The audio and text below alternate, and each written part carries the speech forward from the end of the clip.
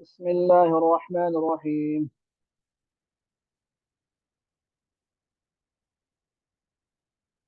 بسم الله الرحمن الرحيم نحمده ونصلي على رسوله الكريم. أما بعد فأعوذ بالله من الشيطان الرجيم. بسم الله الرحمن الرحيم. ولقد يسرنا القرآن للذكر فهل من مدكر. آج قرآن اسٹڈی پروگرام کے تحت قرآن پاک کا تدوین قرآن جو ہے اس کے بارے میں دیکھیں گے کہ شروع میں قرآن پاک کیسے جمع کیا گیا، کیونکہ شروع میں زیادہ صفحات پر اور کس طرح مطلب جمع کیا گیا، جو اس وقت چیزیں تھیں ان کا ذکر ہوگا یہاں پر۔ متفرق آیات کا کاغذ کے پرزوں، لکڑیوں اور ہڈیوں پر لکھوانا قرآن پاک کا۔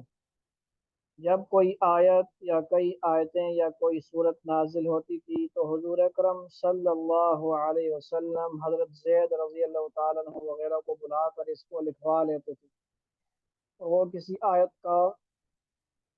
آیت کو کاغذ کے ٹکڑے پر، اور کسی کو ہڈی پر، اور کسی آیت کو کھجور وغیرہ کی لکڑی پر، اور کسی کو پتھروں کے ٹکڑوں پر، اس طرح مختلف چیزوں پر لکھ لیتے تھے، اور اس ذریعہ تمام قرآن آپ ہی کے زمانے میں محفوظ ہو گیا تھا۔ لیکن اصل دار و مدار حفظ پر تھا، حفظ والے زیادہ تھے حفاظ کرام، یعنی اکثر صحابہ وغیرہ دیکھ کے ہی بغیر دیکھے ہی پڑھتے تھے اور اپنے سینوں میں قرآن کو محفوظ رکھتے تھے۔ یہ جو ترتیب ہے حفظ والی، یہ آج تک اور قیامت تک انشاءاللہ جاری رہے گی، جب تک قرآن جو ہے آتا رہے گا۔ یہ انشاءاللہ صفحات پہ بھی ہے اور سینوں میں بھی محفوظ رہتا رہے گا قیامت تک، اور یہ ختم ہونے والا تو نہیں۔ اللہ کا کلام ہے، اللہ کی صفات ہیں، کلام اللہ ہے، کلام الہی ہے۔ تو یہ آج کا یہ مختصر سا ٹاپک ہے، ٹھیک ہو گیا۔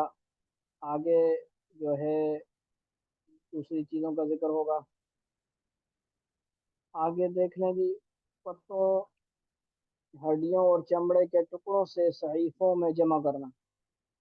حضرت زید بن ثابت رضی اللہ تعالیٰ عنہ اس میں منقول ہے کہ اہل یمامہ اور مسلمہ کذاب والی لڑائی کے موقع پر ابو بکر صدیق رضی اللہ تعالیٰ عنہ نے مجھے بلوا بھیجا۔ میں حاضر ہوا تو دیکھا کہ ان کے پاس حضرت عمر بن خطاب رضی اللہ موجود ہیں۔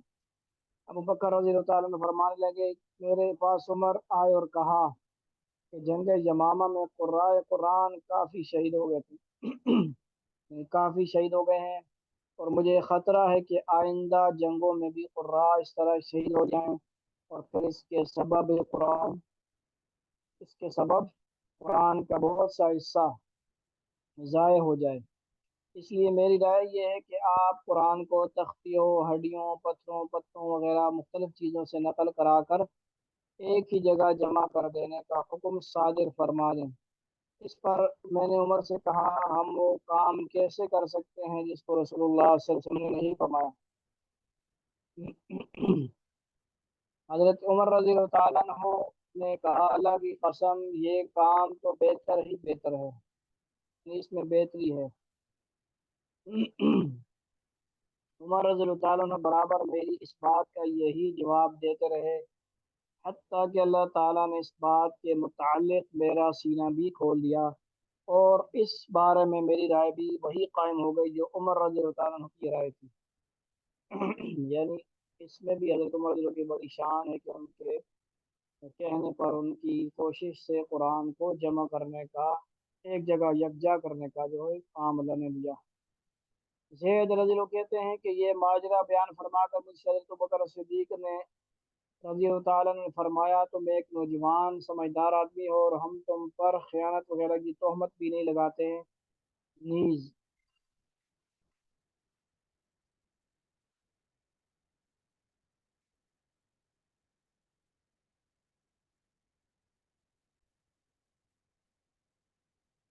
کیا فرمایا؟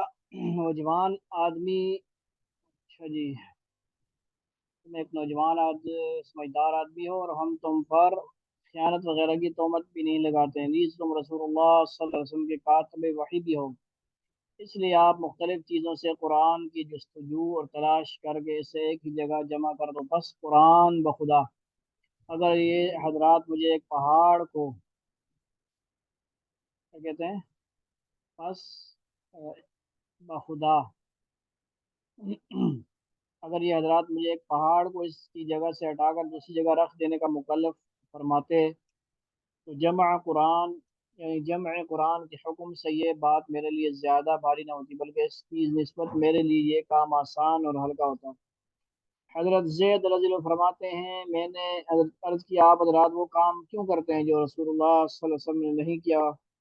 ابو بکر رضی اللہ تعالیٰ نے فرمایا، اللہ کی قسم یہ کام تو خیر ہی خیر ہے، آپ برابر میرے اس اشکال کا یہی جواب عنایت فرماتے رہے، حتیٰ کہ اللہ تعالیٰ نے میرا سینہ بھی اس بات کے لیے کھول دیا جس کے لیے حضرت بکر صدیق اور عمر رضی اللہ عنہ کو سینہ کھولا تھا۔ لہذا میں نے کھجور کی ٹہنیوں، سفید باریک پتھروں اور حفاظ کے سینوں سے قرآن کی جستجو اور تلاش شروع کر کے اسے ایک ہی جگہ جمع کرنا شروع کر دیا، حتیٰ کہ میں نے سورہ توبہ کی آخر والی دو آیتیں لقد جاءکم رسول من انفسکم تا ختم صورت صرف حضرت خسیمہ انصاری ہی کے پاس محفوظ پائیں، ان کے علاوہ کسی اور کے پاس یہ دونوں آیتیں لکھی ہوئی نہیں تھی جس سے ضیاع قرآن کی خطرہ کی تصدیق ہو جاتی ہے۔ سو یہ صحیفے ابوبکر صدیق رضی اللہ عنہ کی وفات تک ان کے پاس رہے، پھر حضرت عمر رضی اللہ عنہ کی زندگی میں ان کی محافظت میں رہے، آپ کی وفات کے بعد حضرت حفصہ بنت عمر رضی اللہ تعالیٰ عنہما کے پاس محفوظ رہے۔ یہ صحیح بخاری کی روایت۔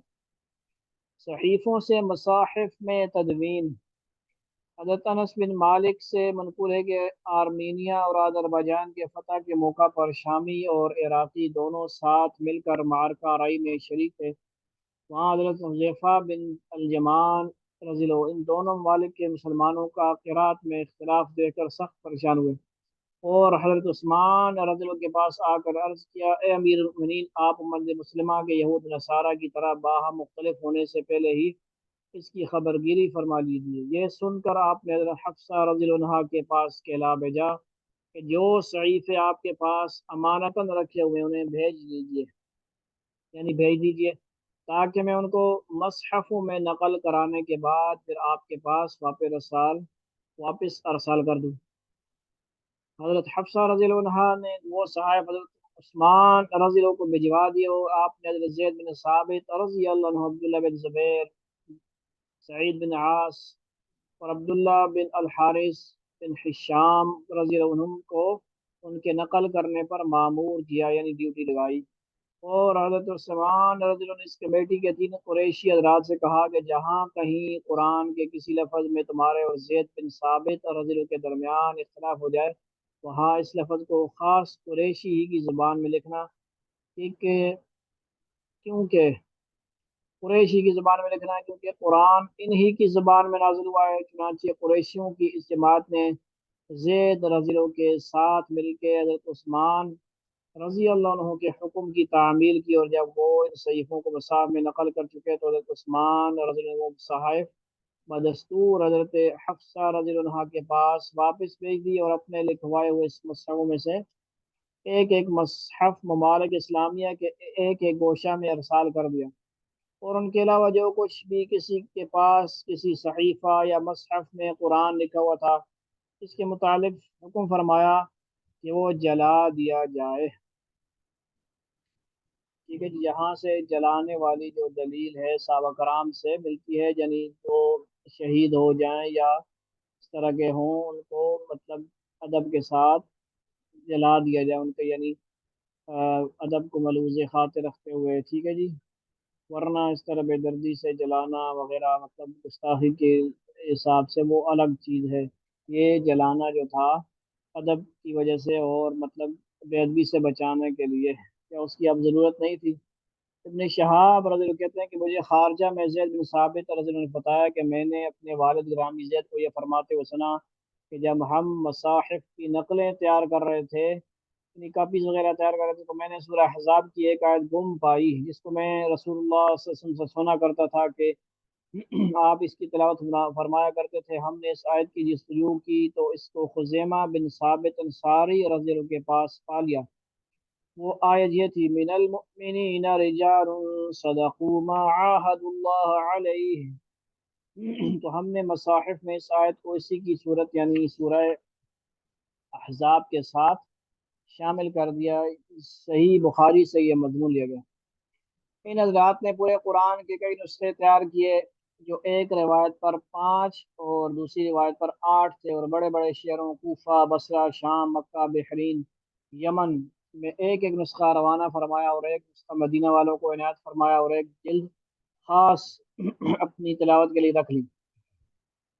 وہ اسی قرآن کو امام کہتے ہیں، اور حکم بھیج دیا کہ ان قرآنوں کے سوا جو کچھ بھی کسی کے پاس ہے اس کو قیام امن و نظام کی غرض سے جلا دوں، اور سب انہی قرآنوں کے موافق پڑھیں، اور ان قرآنوں کو صحابہ نے نقطوں اور حرکتوں سے خالی رکھا تھا، یعنی حرکات زبر زیر نہیں تھی، نقطے بھی نہیں تھے، تاکہ ایک ہی قرآن سے وہ سب قراتیں اور حروف و وجوہ نکل سکیں جو ان حضرات کو نبی کریم صلی اللہ علیہ وسلم سے پہنچتی تھی۔ اس وقت سے اجماع صحابہ کے سبب یہ بات ضروری قرار دے دی گئی کہ اب جو بھی قرآن پڑھے یا لکھے وہ اس میں ان مصاحف کی مطابعت و موافقت کرے۔ پھر بعد میں قرون اخیرہ میں نقطے اور حرکتیں لگائی گئی۔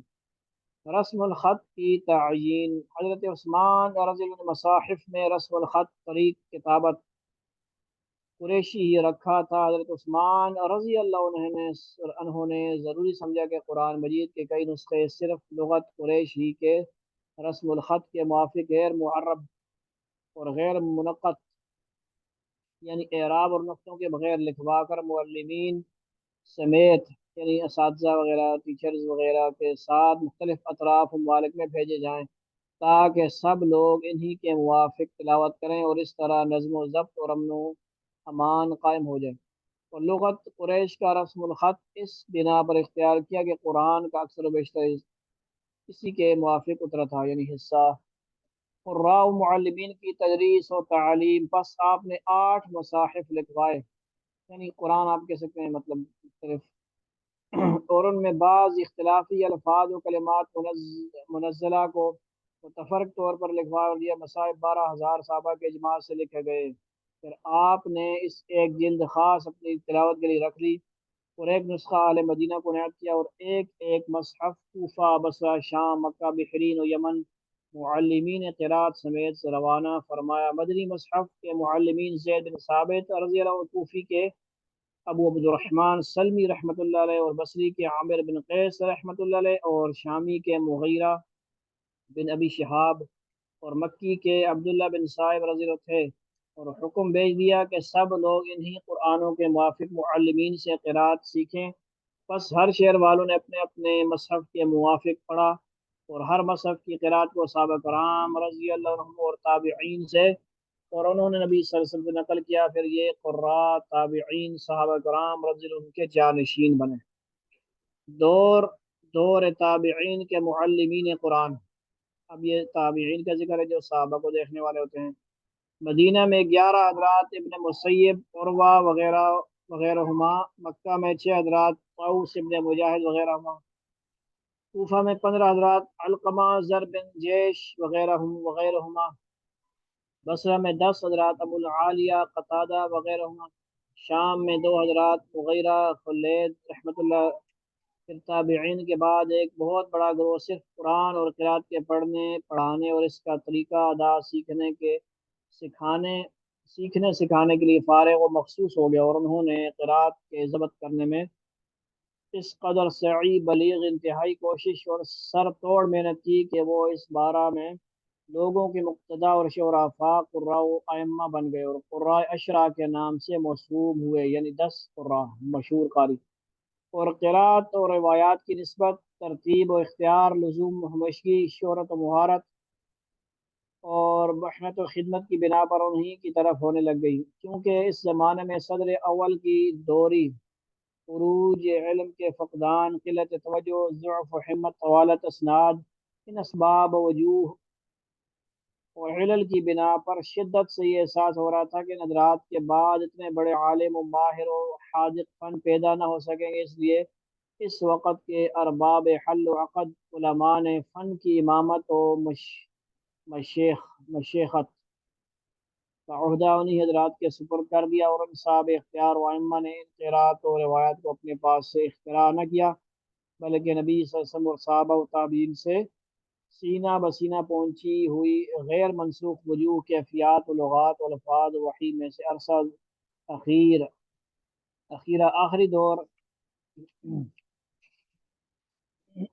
رسم اجماعی ترتیب معلمین مصاحف ان امور کی روشنی میں اپنے لیے ان وجوہ کو اختیار کر لیا تھا جو ان کے نزدیک عربیت میں قوی تر تھیں، اور انہوں نے آحاد وغیرہ مشہود اور شاد و منسوخ وجوہ لغات کو ترک کر دیا تھا۔ پھر صدر اول میں اختیاری ترتیبات و قرات بے شمار تھی، لیکن اب امت کے پاس صرف 10 متواتر قراتیں اور ان کی دو روایتیں محفوظ و باقی ہیں، اور ان کے علاوہ باقی سب قراتیں شاذ ہیں، یعنی وہ بہت کم یوز ہیں۔ قرآن کریم قیامت تک کے لیے محفوظ ہو گیا۔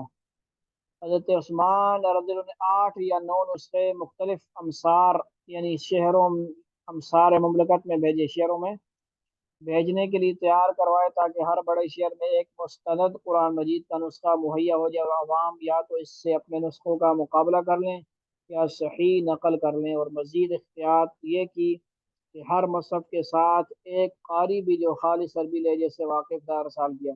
حضرت عثمان کے خون شہادت سے رنگین ہونے والا مصحف، ان مصاحف عثمانی میں سے 2 مصحف اس وقت دنیا میں محفوظ ہیں، ایک تاشفند میں ہے اور دوسرا استنبول میں۔ وہ مصحف عثمانی جو حضرت عثمان رضی اللہ تعالیٰ عنہ وقت شہادت تلاوت کر رہے تھے، اس کا سراغ تقریباً مسلسل مربوط اطلاعات کے ذریعے ہمارے پاس پہنچا ہے۔ سب سے قدیم روایت اس کے متعلق مشہور و معروف محقق ابو عبید القاسم بن سلام 224 ہجری کی ہے۔ یہ نسخہ خاص عثمانی سے شرف اندوز ہوئے۔ انہوں نے فرمایا کہ حضرت عثمان رضی اللہ عنہ کا مصحف امام میں نے خود دیکھا، یعنی مصحف کا نام امام تھا، میں نے خود دیکھا ہے، اور یہ کہ اس میں کئی جگہ خلیفہ شہید کے خون کے دھبے موجود تھے۔ اکثر روایتوں کے مطابق سب سے زیادہ دھبے آیت فَسَيَكْفِيكَهُمُ اللَّهُ وَالسَّمِيعُ الْعَلِيمُ سورہ بقرہ پہلے اس پارہ کی آیت اس پر تھے۔ ان کے بعد اور علماء و محققین کی شہادتیں ہمارے پاس موجود ہیں، جن کا ہم بخوف طوالت ذکر نہیں کرتے، یعنی لمبی ہو جائے گی بات۔ اس مصحف نے بے شمار حوادث زمانہ دیکھے۔ سب سے آخری پرانی شہادت اس کے متعلق ابن بطوطہ کی ہے، جس نے اس کو بصرہ میں دیکھا۔ غالباً امیر تیمور یا اس کے کسی امیر، غالباً ابو بکر قفال الشاشی نے خواجہ عبید اللہ احرار کی مسجد میں سمرقند میں رکھ دیا، اور اس مناسبت سے یہ عرصہ تک سمرقندی قرآن کہلاتا رہا۔ بوقت استیلا روس 1899 کی سینٹ پیٹرسبرگ ہال لینن گراڈ میں شاہی کتب خانہ میں منتقل کر دیا۔ یہ مصحف وہاں 1918 تک رہا، بعد ازاں اس کو بڑے تذکر و احتشام سے تاشقند منتقل کر دیا گیا، جہاں وہ پیچھے بھی تاشقند لفظ آیا، ٹھیک ہے جی، اس کا نام، جہاں وہ اس وقت محفوظ ہے۔ مولانا عبد الحامد بدایونی نے اس کا ذکر اپنے روس کے سفر نامہ میں کیا ہے۔ ان کے بیان کے مطابق بھی آیت فَسَيَكْفِيكَهُمُ اللَّهُ وَهُوَ السَّمِيعُ الْعَلِيمُ پر خون مبارک کے قطروں کے نشانات ہیں، یعنی یہ بہت مشہور بات ہے، اس میں کوئی یعنی دو رائے نہیں ہے، اس پہ بہت یعنی مشہور روایت ہے یہ والی جو بات ہے فَسَيَكْفِيكَهُمُ اللَّهُ۔ استنبول میں محفوظ دور عثمانی کا مصحف، دوسرا مصحف عثمانی جیسا اوپر بیان ہوا اس وقت استنبول میں محفوظ حضرت عثمان رضی اللہ تعالیٰ عنہ نے جو 8 9 نسخے مختلف امصار شہروں میں بھیجنے کے لیے تیار کرائے تھے، ان میں ایک یہ بھی تھا۔ غالباً اس کو انہوں نے مسجد نبوی میں بغرض افادہ عوام رکھوا دیا تھا، اور یہ ان کے اپنے مصحف خاص کے علاوہ تھا۔ ترک اس کو پہلی جنگ عظیم کے اوائل میں استنبول لے گئے۔ اس وقت مدینہ منورہ کے ترکی گورنر جنرل فخری پاشا تھے، وہ آخر وقت تک شہر کی مدافعت کرتے رہے، لیکن جب انہوں نے دیکھا کہ مزید مدافعت بیکار ہوگی تو وہ بنظر حفاظت اس مصحف شریف کو اپنی جان سے لگائے ہوئے استنبول لے گئے۔ جب استنبول اتحادیوں کے نرغہ میں آ گیا تو طلعت پاشا اس کو برلن کے لے گئے۔ کہا جاتا ہے کہ طلعت پاشا یا دوسرے ترک افسروں نے اس مصحف کو قیصر ولیم ثانی کو بطور تحفہ پیش کر دیا، یہ خیال کرتے ہوئے کہ اس طرح یہ یقینی طور پر محفوظ ہو جائے گا۔ جب جنگ عظیم اول ختم ہوئی تو صلح نامہ مرتب ہوا۔ اس صلح نامہ کی ایک دفعہ میں صاف اور واضح الفاظ میں اس مصحف کا ذکر ہے۔ یہ امر قابل ستائش تعریف ہے کہ دول متحدہ جہاں بین الاقوامی اہم ترین مسائل کے متعلق فیصلے کرتے تھے، اس وقت انہوں نے اس مصحف مبارک کی اہمیت کو نظر انداز نہیں کیا اور ایک علیحدہ دفعہ اس صلح نامہ میں اس کے متعلق کرنی ضروری سمجھی مندرج کرنی ضروری سمجھی، لیکن ترکوں نے کسی طرح بس اس مصحف کو پھر حاصل کر لیا اور یہ استنبول میں محفوظ ہے۔ ممکن ہے کہ مصاحف عثمانی دنیا میں اور کہیں بھی موجود ہو، لیکن مذکورہ بالا دو مصاحف کے متعلق تو تحقیقی طور پر کہا جا سکتا ہے کہ کم از کم یہ دو اصلی مصحف عثمان ہیں۔ یہ مسلمانان عالم کے لیے قیمتی ترین اور مایہ ناز سرمایہ ہیں۔ قرآن کریم آج تک محفوظ ہے اور قیامت تک محفوظ رہے گا۔ بے شک قرآن کریم کے مصاحف کا تسلسل رسول اکرم صلی اللہ علیہ وسلم تک پہنچتا ہے، جیسا اوپر بیان ہوا۔ آپ نے پورا قرآن مجید قلم بند بھی کرا دیا تھا اور صحابہ کو حفظ بھی کرا دیا تھا۔ اسی قرآن کو حضرت ابوبکر صدیق رضی اللہ تعالیٰ عنہ نے بین الدفتین جمع کرایا اور پھر اسی مصحف سے حضرت عثمان رضی اللہ تعالیٰ عنہ نے نقلیں کرا کر مختلف دیار و امصار میں ارسال کی، یعنی مختلف گاؤں شہروں میں ارسال کی۔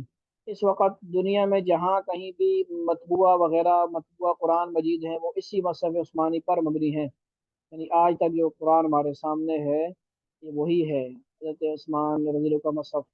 یہاں تک کہ رسم الخط تک وہی قائم رکھا گیا ہے جو اس وقت رائج تھا۔ مثلا معمولی مثال، جہاں کہیں بھی مصحف عثمانی میں رحمت لمبی تا سے لکھا گیا تھا وہاں اب تک رحمت اسی طرح لکھا جاتا ہے۔ مثلا سورہ مریم آیت نمبر 2، اور جہاں گول تا سے لفظ لکھا گیا تھا وہاں اسی طرح اب تک لکھا جاتا ہے۔ مثلا سورہ آل عمران آیت نمبر 107، اس طرح قرآن مجید ہمارے پاس من و عن اسی طرح ہے جس طرح رسول کریم صلی اللہ علیہ وسلم پر نازل ہوا تھا۔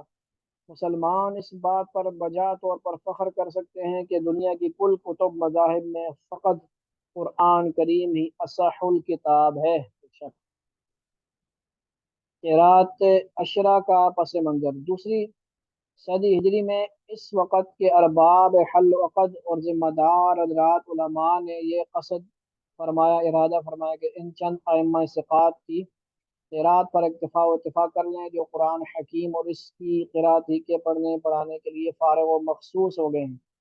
لہذا انہوں نے ہر اس شعر میں جس کی طرف ایک عثمانی مصحف مع معلم بھیجا گیا تھا، چند ان اماموں کی تخصیص کر لی جو نقل کی امانت و ثقافت و نیز حسن درایت و تدوین اور کمال علم و عمل میں مشہور زمانہ تھے، جنہوں نے شرائط کی پابندی کرتے ہوئے وجوہ حرف منقولہ میں سے اقوا فی العربیت موافق رسم صحیح متصل اور سند وجوہ ثابتہ صحیح منتخب کر کے الگ الگ قرات و ترتیبات اختیار کر لی تھی اور اپنی عمروں کو قرات و اقرا میں فنا کر دیا تھا۔ نیز ان کی قراتیں ان کے شعروں کے مصاحف کی رسم عثمانی سے خارج و مخالف نہ تھیں۔ انہی ائمہ میں سے یہ قراء اشرا بھی ہیں، یعنی قراء کتنے ہو گئے جی؟ 10، جن کی قراتیں آج کے دور میں کل روئے زمین پر پڑھائی جاتی ہیں، اسی لیے قرات کی نسبت بھی انہی ائمہ کی طرف ہونے لگی۔ بس یہ نسبت بوجہ ملازمت و دوام و اختیار کے ہے، نہ کہ بوجہ اختراع و ابتداع و ایجاد کے، کیونکہ جی ان کی خدمت تھی، انہوں نے خدمت کی اس لیے ان کے نام کے ساتھ مشہور کی جاتی ہے، انہوں نے اپنی طرف سے کوئی اس میں نہیں کیا اضافہ وغیرہ۔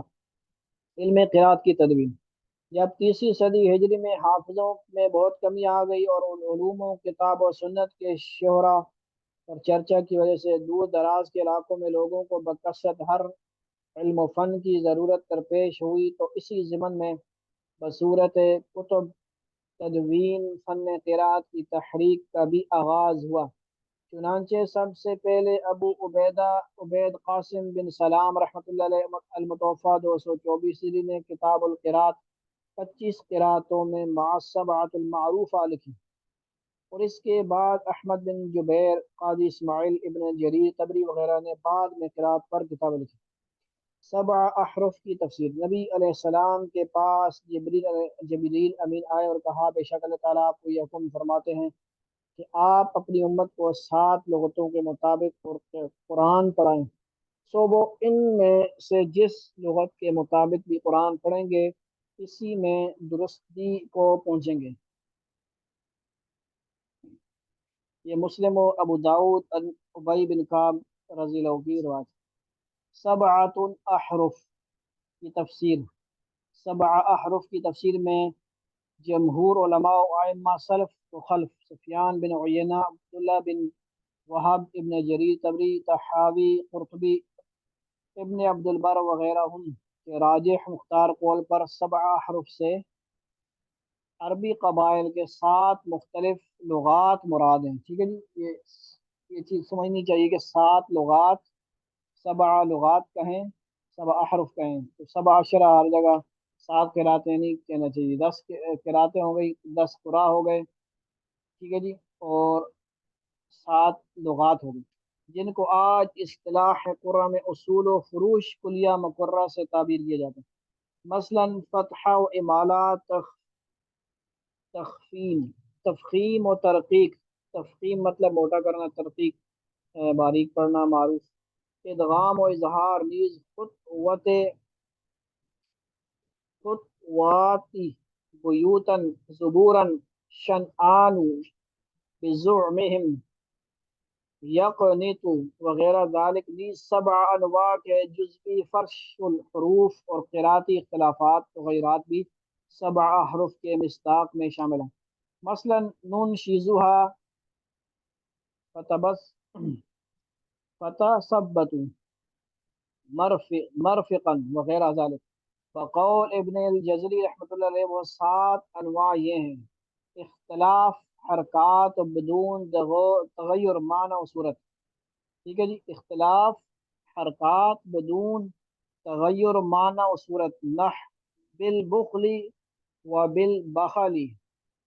سمجھ آ گئی جی، یہ چیزیں جو ہیں، ان 7 چیزیں سمجھنے کی بہت زیادہ، یعنی یہ کہہ رہے ہیں کہ ایک اختلاف ایسا ہے جس میں اختلاف حرکات بدون تغیر معنی و صورت، صورت اور معنی نہ بدلے اور حرکات بدلیں صرف۔ سمجھ آ گئی بات؟ زبر زیر بدلیں گی، دیکھیں بالبخلی ہے پہلی صورت میں، اور دوسری صورت میں وبالبخلی ہے، صورت وہی ہے، ٹھیک ہے جی، لکھنے میں وہی ہے، کیونکہ صحابہ کرام سے بغیر نقطوں اور بغیر حرکات کے آئے تھے، اس لیے 2 قراتیں ہو گئی، ایک بالبخلی ہو گیا اور ایک بالبخلی۔ لکھنے میں تو ایک جیسے ہیں لیکن تغیر معنی و صورت ہوگا، معنی بدون تغیر معنی و صورت، معنی بھی چینج نہیں ہوگا، صورت بھی چینج نہیں ہوگی، حرکات چینج۔ دوسرے نمبر پہ کا اختلاف حرکات مع تغیر معنی نحو فتلقى آدم من ربه کلمات، اور دوسری کیا ہے؟ فتلقى آدم من ربه کلمات، ٹھیک ہو جائے گی۔ اس میں کیا کہہ رہے ہیں؟ اختلاف حرکات مع تغیر معنی نحو، نحو کے معنی سے تغیر ہونا، حرکات کا اختلاف، حرکات پہلے میں کیا ہے؟ فتلقى آدم من ربه کلمات، آگے کیا ہے؟ فتلقى آدم، پہلے تھا آدمو تھا، وہاں کیا تھا؟ مرفوع تھا، میم پہ پیش، یہاں پہ ہے آدم، میم پہ زبر ہے، من ربه کلمات، پہلے تھا کلماتن اور آگے کلماتن ہے، کلمات میں زبر زیر کی جگہ پیش، اور آدم میں پیش اور زبر کا فرق۔ تیسرا اختلاف حروف مع تغیر المعنی دون السورہ نحو تبلو و تتلو. ٹھیک ہے جی، یہ کیا اختلاف ہے؟ حروف مع تغیر المعنی، مع تغیر المعنی دون السورہ. صورت وہی ہے، معنی جو ہے معنی کیا ہوا، معنی بدلے گا. حرف کا بھی اختلاف ہے. حروف مع تغیر المعنی، معنی کے چینج ہونا بھی شامل ہے. دون سورہ، صورت ایک ہی ہے کیونکہ تبلو تتلو، اگر آپ دون سورہ، اچھا صورت اس میں ہوگی تھوڑی سی. ٹھیک ہے جی، لیکن بظاہر لکھنے میں تھوڑا سا فرق آئے گا. با ہو تو پھر ایک اس میں سے تقریباً لکھنے میں ایسے ہی ہوگا. ٹھیک ہے جی، تبلو و تتلو، یہاں پہ با ہے اور آگے تا ہے، با تا کا فرق ہے جی. چوتھا اختلاف، حروف مع تغیر السورہ دون المعنی نحو بس بس پتن و بس پتن. یعنی یہ قرآن میں آتا ہے صاد کے ساتھ بھی اور سین کے ساتھ بھی. ٹھیک ہے جی، اور یہ وہاں پہ لکھا ہوتا ہے، یہ یاد رکھنا آپ نے. یہ بسطہ، بسطتن فی العلم والجسم، دوسرا سپارہ سورہ بقرہ غالباً. بسطتن صاد بھی پڑھا جاتا ہے اور بسطتن سین بھی پڑھا جاتا ہے. اختلاف حروف مع تغیر المعنى والسورة جميعا نحو اشد منکم ومنہم. یہ پانچواں اختلاف کیا ہے کہ اشد منکم ہوگا یا منہم ہوگا، یعنی ضمیر کا فرق بھی آ رہا ہے. ٹھیک ہے جی. اختلاف حروف مع تغیر المعنى والسورة جميعا، معنی بھی اور صورت بھی چینج ہوگی ساری کی ساری. منکم کی جگہ منہم ہو جائے گا. چھٹا اختلاف تقدیم و تاریخ تاخیر نحو، جیسے کہ وقت، نحو کا مطلب ہوتا ہے جیسے کہ. ٹھیک ہے جی، فور ایگزامپل نحو کا معنی ہو جاتا ہے فور ایگزامپل، مثال کے طور پر وقتلو وقتلو، وقتلو وقاتلو. زیادت و نقص و اوسع و وسع. یہ چھٹا کیا تھا جی؟ تقدیم و تاخیر. وقاتلو وقتلو، وقتلو وقاتلو، آگے پیچھے کرنے والی بات ہوگی. تقدیم و تاخیر کا مطلب کیا ہے؟ تقدیم مطلب آگے کرنا، تاخیر مطلب پیچھے کرنا. تو یہ آگے پیچھے والی بات ہے. وقاتلو وقتلو، زبر زیر کو آگے پیچھے کرنا. وقتلو وقاتلو، سمجھ آ گئی بات. ساتواں اختلاف ہے زیادت و نقص نحو و اوسع و وسع. ٹھیک ہو گیا جی. وہ اوسع ہے اور وہ وسع ہے. اوسع بھی آتا ہے، وہ وسع بھی آتا ہے.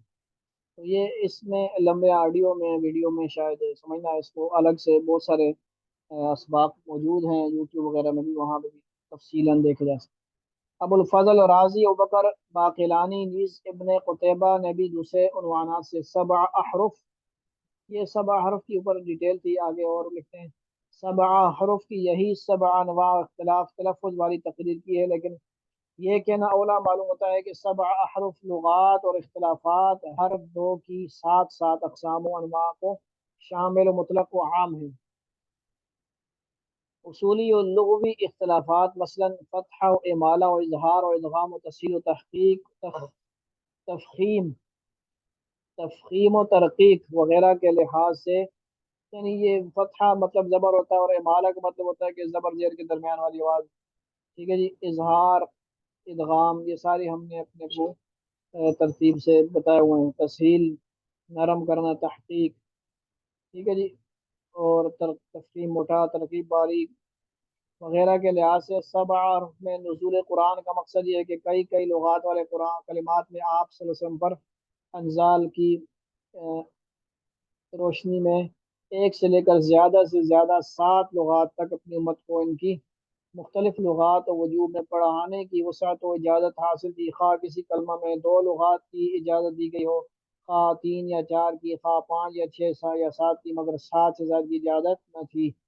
مثلا ابراہیم میں دو لغت قرآن میں آئے، ابراہیم، ابراہیم. افن میں تین، افی. उफ़िन उफ़ी उफ़ उफ़ा उफ़ी उफ़िन। जिब्रीलु में चार, जबरी जबरील जबराइल जबराइली जिब्रील जबराइल। हैता में पाँच, हैता हैतु हिता हा हैता। अरजिह में छः, अर्जिही अर्जिही अर्जिहू अर्जिह अर्जिही अर्जिहू। ठीक हो गया जी। यानी इनमें से कोई भी पढ़ेगा तो वो सही होगा किरात में, किरात के हिसाब से।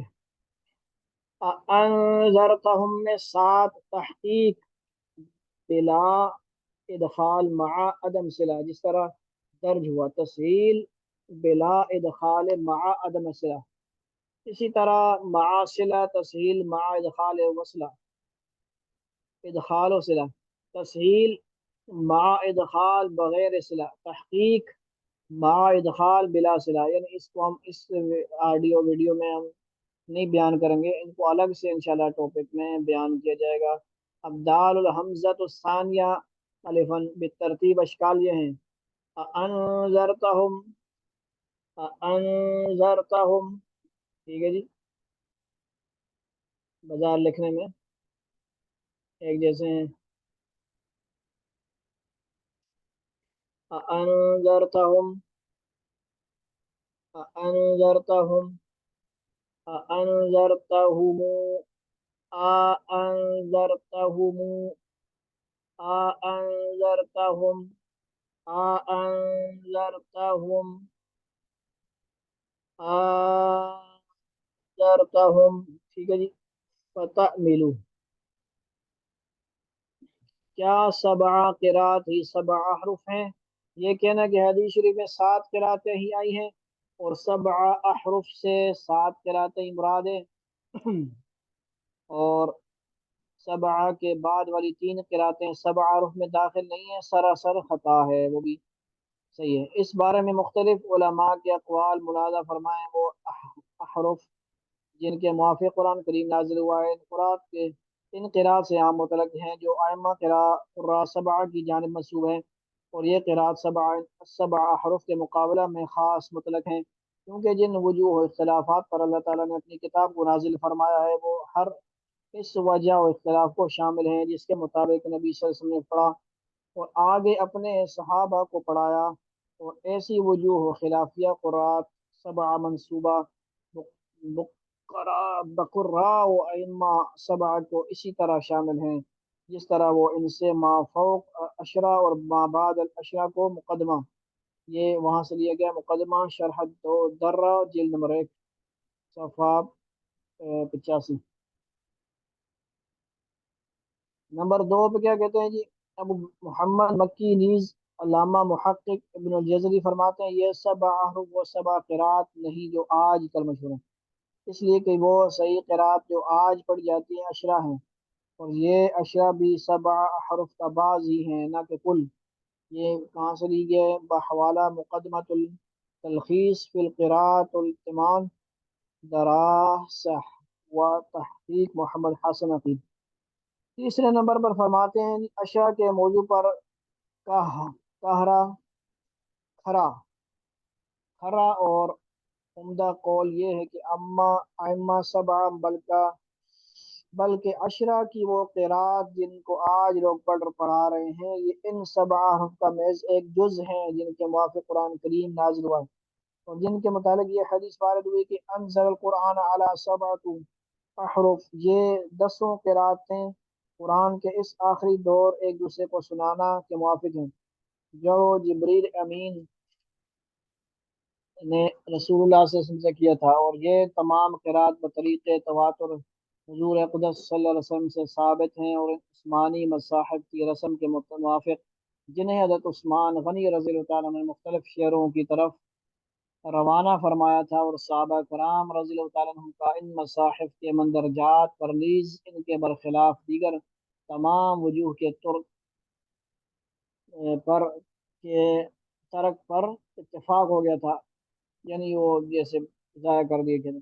बस क़िरात अशरा में से कोई क़िरात भी इन जुमला मज़कूरा مذکورہ مصاحف کے خلاف ہے، ہرگز نہیں۔ مقدمہ شرح در، صفحہ نمبر 102 103 میں سے یہ لی گیا۔ چوتھے نمبر پہ کیا فرماتے ہیں؟ امام ابو العباس احمد بن یوسف رواشی مسلی تفسیر تبصرہ کے آغاز میں کہتے ہیں کہ جو قرات ارکان ثلاثہ کے موافق ہو وہ احرف سبع منصوص علیہا میں سے ہے۔ مقدمہ شرح سبع قرات۔ پانچویں نمبر پہ شیخ الاسلام ابو الفضل عبد الرحمن رازی کہتے ہیں بعد کے علماء نے 8 8 10 10 قرات میں کتابیں لکھی، کیونکہ احرف سبعہ کا یہ مقصد نہیں کہ خاص اشخاص یا مخصوص زمانہ کے لوگوں کی قرات پڑھی جائیں، بلکہ اگر امت کے انگنت افراد کسی زمانہ یا کسی مقام میں حروف مرویہ سے شرائط اختیار کو ملحوظ رکھ کر اپنی اپنی قرات علیحدہ علیحدہ بنا لیں تو وہ احرف سبعہ منزل من اللہ سے خارج نہیں ہوں گی، بلکہ اس کے اندر قیامت تک وسعت ہے شرع سبع قرات۔ لیکن چونکہ آج کل فتنہ و فساد اور جہل و نواقفیت اور خواہشات کا دور دورہ ہے، اور لوگ شرائط اختیار سے قطعی نابلد ہیں، یعنی جاہل نہیں جانتے، لہذا اب اختیار قرات کی کسی کو اجازت نہیں ہے، یعنی جو ایک مستند آ رہی ہیں اسی پہ عمل کرنا پڑے گا۔ ابو شامی مقدسی فرماتے ہیں کہ سبع حروف سے صرف سبع قرات مراد لینا جو حال کا نظریہ ہے۔ مقدمہ شرح درہ صفحہ نمبر 88۔ آگے بعض یہ صفحہ نمبر تحفہ الفاظ میں سے 75 کچھ پڑھتے ہیں۔ بعض قراء عشرہ ان کے راویوں کے چیدہ چیدہ حالات۔ امام نافع پر رحمۃ اللہ علیہ کے بارے میں کیا ہے جی حالات؟ امام نافع کہتے ہیں کہ میں قرآن مجید کی تلاوت بیٹھ کر کر رہا تھا، بس میرے پاس سے ان بن عبداللہ بن عتبہ بن مسعود رضی اللہ تعالیٰ عنہ گزرے اور فرمایا اے میرے بھتیجے کھڑے ہو کر کب پڑھو گے؟ جب بوڑھے ہو اور بیمار ہو جاؤ گے پھر تو موقع ہی ہاتھ سے نکل جائے گا، اس لیے جوانی و صحت کو ایک بلند ترین نعمت جان کر اس کی قدر کرو اور کھڑے ہو کر اور نماز میں تلاوت کیا کرو۔ نافع رحمۃ اللہ کہتے ہیں کہ اس کے بعد میں جب بھی بیٹھ کر تلاوت کرتا اسی وقت میری آنکھوں کے سامنے حضرت عون رحمۃ اللہ علیہ کی تصویر منقش ہو جاتی اور ان کا ارشاد یاد آ جاتا، یعنی پھر کیا کرتے؟ کھڑے ہو کر انہوں نے، یعنی بغیر عذر کے کیوں بنا کھڑا ہو کے نہ پڑھے، بیٹھ کے پڑھنے کے کم ثواب بھی ہے۔ دوسرے نمبر پہ سیدنا قالون رحمۃ اللہ علیہ نقاش رحمۃ اللہ کہتے ہیں کہ قالون سے کسی نے پوچھا، رحمۃ اللہ علیہ سے کسی نے پوچھا کہ آپ نے نافع رحمۃ اللہ سے کتنی بار قرآن پڑھا ہے؟ فرمایا کہ اتنی بار پڑھا ہے کہ میں صحیح شمار نہیں بتا سکتا، البتہ اتنی بات یاد ہے کہ میں نے فراغت کے بعد 20 سال مزید آپ کی خدمت میں رہنے کا شرف حاصل کیا ہے۔ عثمان بن خرزاد رحمۃ اللہ علیہ کہتے ہیں ہم سے قالون رحمۃ اللہ علیہ نے بیان کیا کہ ایک دفعہ امام رحمٰ رحمۃ اللہ علیہ نے مجھ سے فرمایا میرے پاس کب تک پڑھتے رہو گے؟ جاؤ اس ستون کے پاس جا کر بیٹھ جاؤ تاکہ میں تمہارے پاس پڑھنے والوں کو بھیجوں۔ سبحان اللہ، آج کل ہم شارٹ کٹ کے چکروں میں، ٹھیک ہے جی۔ شام تیسرے نمبر پہ ہیں شام بن عمار رحمۃ اللہ علیہ۔ شام بن عمار رحمۃ اللہ خود کہتے ہیں میں نے اللہ عز و جل سے 7 حاجتوں کے پورا کرنے کا مطالبہ کیا تھا، یعنی دعا، جن میں سے 6 اس نے اپنے فضل و احسان سے پوری کر دی ہیں اور ایک کی بابت مجھے علم نہیں کہ پوری ہوئی یا نہیں، اور وہ 7 حاجتیں یہ ہیں: نمبر 1 میری اور میرے والدین کی مغفرت فرمانا، اور اس کے متعلق مجھے کوئی علم نہیں۔ نمبر 2 فریضہ حج کی ادائیگی کی توفیق دینا۔ نمبر 3 تقریباً 100 برس کی عمر عطا کرنا کہ قرآن و حدیث کی خدمت میں زیادہ سے زیادہ مشغول رہوں۔ نمبر 4 رسول اللہ صلی اللہ علیہ وسلم کی طرف سے صدقہ و خیرات دینے کی یا آپ صلی اللہ علیہ وسلم پر صلوات و سلام بھیجنے کی توفیق عطا کرنا۔ نمبر 5 علم حاصل کرنے کے لیے لوگوں کا میرے پاس چل کر آنا۔ نمبر 6 دمشق کی جامع مسجد کے ممبر پر خطبہ دینے کی توفیق ہونا۔ نمبر 7 1000 دینار کا رزق حلال عطا ہونا۔ یہ چھ سوال حق تعالیٰ نے پورے کر دیے، الحمدللہ علی ذالک، یعنی سوال اللہ سے دعا ایسی پھر لوگ مانگیں گے، ایک لوگ تو قبول ہوتی ہے نا جی۔ نمبر 4 یعنی مغفرت والی بات جو ہے نا وہ ایسی نہیں ہے کہ بندہ کنفرم ہو جائے، وہ اللہ تعالیٰ ہی کو پتہ ہے، ٹھیک ہے جی۔ چوتھے نمبر پہ سیدنا عاصم رحمۃ اللہ علیہ حضرت حفظ کہتے ہیں میں نے امام عاصم سے عرض کیا کہ ابو بکر رحمۃ اللہ علیہ کی روایت میری روایت سے مختلف ہے، اس کی کیا وجہ ہے؟ فرمایا میں نے تو تمہیں وہ روایت پڑھائی ہے جو مجھے عبد الرحمن سلمی رحمۃ اللہ علیہ نے علی بن ابی طالب رضی اللہ عنہ سے نقل کر کے پڑھائی ہے، اور ابو بکر شعبہ کو میں نے وہ روایت پڑھائی ہے جو مجھے زر بن अबैश रहमतुल्लाह अलैह ने हज़रत अब्दुल्लाह बिन मसूद रज़ी अल्लाह से नकल करके पढ़ाई है। पांचवें हज़रत इमाम शातिबी हज़रत हमजा के मुतालिक इरशाद फरमाते हैं, व हमजा मा अज़काहु मिन मुतवर्रिन इमामन सबूरन लिल कुरआन मुरत्तिला। तर्जमा, और हमजा किस कदर पाकीज़ा हैं, परहेजगार इमाम, बहुत साबिर, और कुरान को तरतील से पढ़ने वाले होने को एतबार से पढ़ने वाले होने के एतबार से मुतवर्रिन से दो सिफ्तों की तरफ इशारा है। आप पढ़ाने पर तनख्वाह न लेते, शागिर्दों के हाथ से सख्त गर्मी के दिनों में भी पानी तक पीना गवारा नहीं था। इमामन से भी दो सिफ्तों की तरफ इशारा है। शुएब बिन हर्ब कहते हैं कि मैं कूफा पहुंचा तो सुफियान सौरी और शरीक बिन अब्दुल्ला को देखा कि इमाम हमजा के सामने बैठे पढ़ रहे हैं। मैंने अपने दिल में कहा, काश उनके साथ तीसरा मैं भी होता। आपने 1000 हदीसें सनद के साथ रिवायत की हैं। सबूरन से भी दो सिफ्तों की तरफ इशारा है। आप जोहर व असर के और मगरिब और इशा के दरमियान भी नमाज पढ़ते थे। रात का अक्सर हिस्सा बेदार रहकर गुजारते थे। लिल कुरआनी मुरतिलन मुरतिलन, ठीक है जी, से भी दो सिफ्तों की तरफ इशारा है। आपको जिस वक्त भी कोई देखता पढ़ाते हुए ही मिलते। हर महीना 28 या 27 या 25 कुरान तरतील और तहकीक के साथ ख़त्म करते थे। इमाम शातिबी, अच्छा जी, ठीक हो गया। आगे इंशाल्लाह हमने सफ़ा नंबर 77 इमाम शातिबी रहमतुल्लाह अलैह वगैरह के जो अजीब व गरीब हालात वाक़यात हैं इंशाल्लाह पढ़ेंगे। अल्लाह रब्बुल इज़्ज़त हमें तौफीक अमल की दे दे, और कुरान की खिदमत के लिए भी अल्लाह ताला हमें कबूल फरमा लें, और अल्लाह ताला अमल की तौफीक नसीब फरमाए। वस्सलामु अलैकुम व रहमतुल्लाहि तआला व बरकातहू।